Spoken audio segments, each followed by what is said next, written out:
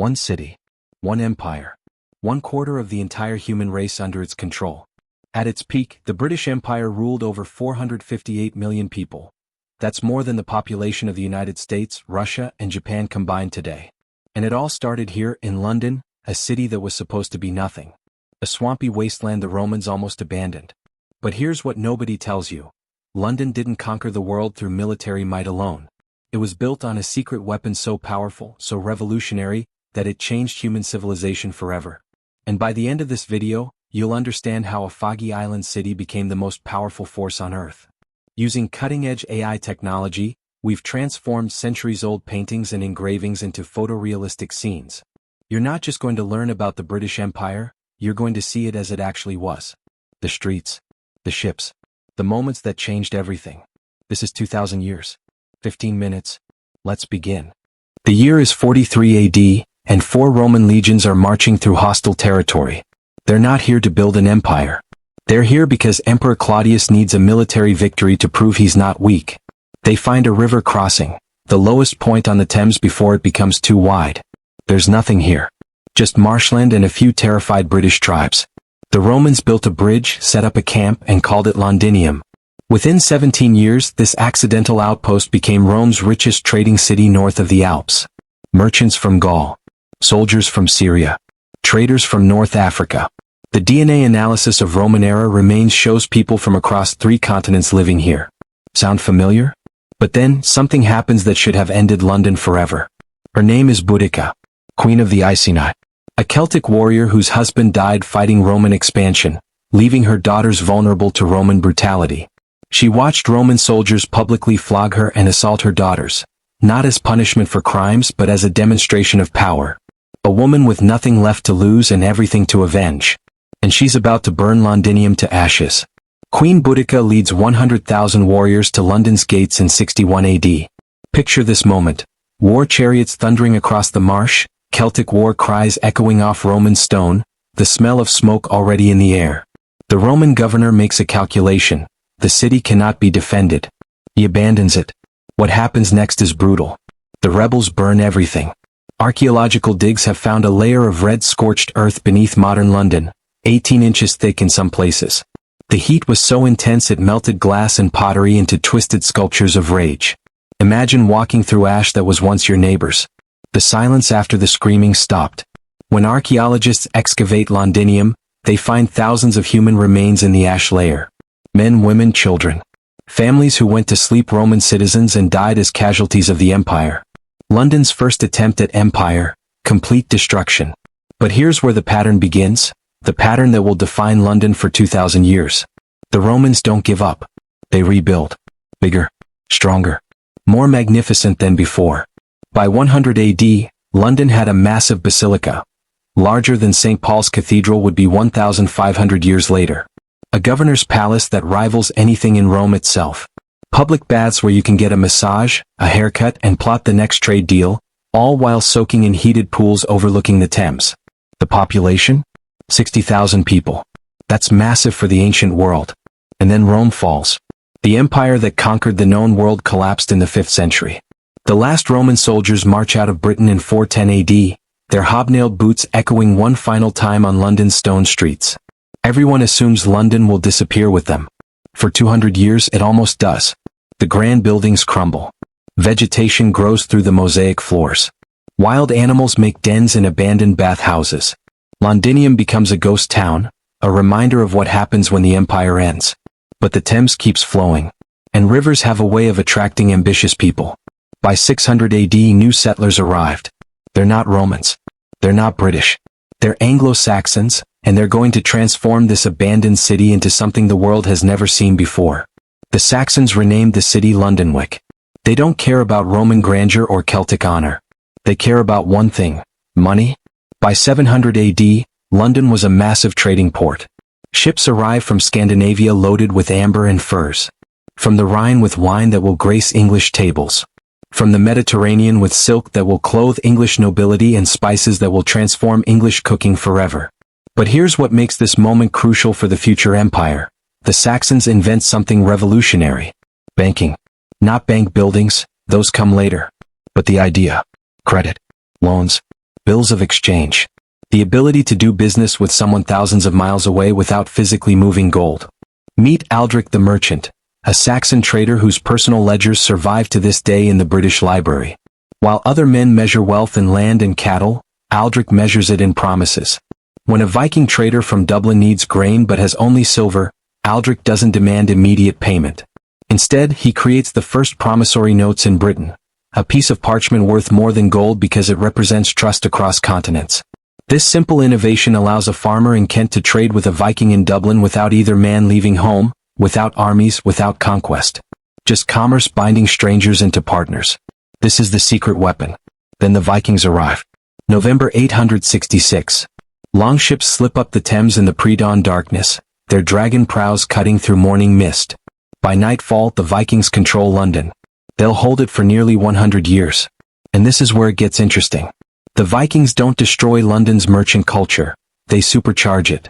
They connect London to a trade network spanning from the markets of Baghdad to the fishing ports of Iceland. Silver from Arabia flows through London's counting houses.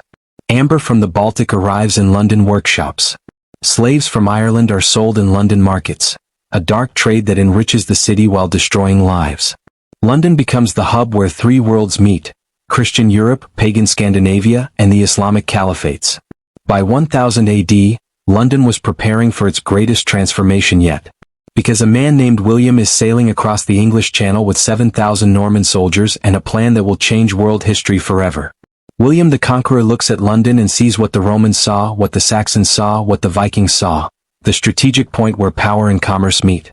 But William adds something new, the understanding that controlling London means controlling England's future.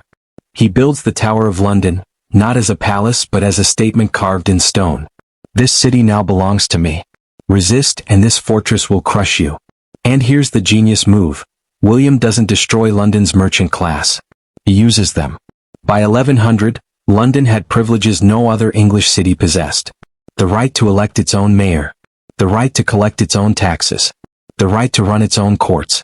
Why would a king give up this power? Because William understands something crucial that will echo through centuries. London's merchants are making him richer than conquest ever could. Every ship that enters the Thames pays customs. Every trade deal generates taxes. Every foreign merchant brings exotic goods the nobility will pay fortunes to possess. War conquers land, but commerce conquers hearts and wallets. And then, in 1215, these wealthy London merchants made a move that will echo through centuries. The barons forced King John to sign Magna Carta at Runnymede. Everyone knows this story. But here's what they don't teach you. London's merchants were the real power behind it. Led by Mayor William Hardell, they threatened to cut off the king's money supply unless he agreed to their terms. No loans.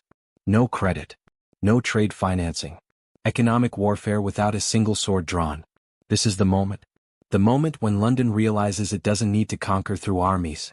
It can conquer through wealth. Fast forward to 1290. London is the wealthiest city in Northern Europe. Its merchants control trade routes from the fishing grounds of Iceland to the spice markets of Constantinople. But they're hungry for more. The medieval Londoners invented marine insurance, protecting ships from storms and pirates. Joint stock companies, pooling wealth to fund expeditions. Futures contracts, buying tomorrow's harvest today. These aren't just boring financial instruments, they're the weapons that will conquer the world. Meet Thomas Gresham, the 16th century merchant whose personal fortune was larger than the royal treasury. When Spanish ships threatened English trade routes, Gresham didn't raise an army. He created the first international currency exchange on Lombard Street. Not for England's glory but to protect his own wealth. His innovation would outlast every Spanish galleon. While Philip II of Spain conquered territories, Gresham conquered currencies. Guess which empire lasted longer? By 1500, London's merchants were staring at maps of newly discovered continents. They see Portuguese trading posts in India, Spanish mines in Peru, Dutch colonies in Indonesia. And they're asking one question: how do we own this? December 31st, 1600. Queen Elizabeth I signed a charter creating the East India Company. Read that date again. This is before the Pilgrims land at Plymouth Rock. Before the Mayflower. Before anyone thinks Britain will have an empire. The East India Company starts as 218 merchants pooling money to buy spices from Indonesia. Within 150 years, it will control an army larger than Britain's, rule 90 million people, and generate more wealth than most European kingdoms. This is London's secret weapon finally unleashed. By 1700, London controlled more of global trade than any city in human history. Ships arrived daily from Virginia plantations with tobacco, from Caribbean sugar estates with sweetness built on slavery, from Indian textile workshops with silk and cotton, from Africa with, we need to talk about this, the dark heart of the empire. Between 1640 and 1807, British ships transported 3.1 million enslaved Africans across the Atlantic. Picture the coffee houses of London where merchants calculated profits while human beings died in ship holds. Every cup of sugar in London tea came with blood. The Royal Exchange in London, that beautiful building where merchants gather, is built on profits from human suffering. The empire is growing, but it's built on blood. Queen Victoria's Diamond Jubilee. London celebrates 60 years of her reign. Look at the numbers. The British Empire now controls 13.7 million square miles. 1/4 of Earth's land surface. 458 million people. 1/4 of humanity. From London you can send a telegram that reaches Sydney in hours. You can move money to Mumbai instantaneously. You can order tea from Ceylon, cotton from Egypt, rubber from Malaya, all before lunch. The sun literally never sets on the British Empire because London controls time zones across the entire planet. Greenwich Mean Time doesn't just organize schedules, it organizes the world. But here's the thing about empires, they always fall. World War I bleeds Britain white. World War II finishes the job. By 1945, Britain was bankrupt. The empire is unsustainable. In 1947, India gained independence. The jewel in the crown gone. Overnight, the map turned from pink to nothing. Lord Mountbatten watches the Union Jack lowered in Delhi, and with it, centuries of London's global dominance seem to end. Over the next 30 years, nearly every colony follows. The pink on the world map, the color of British territory, fades. By 1997, when Britain handed Hong Kong back to China, the empire was effectively over.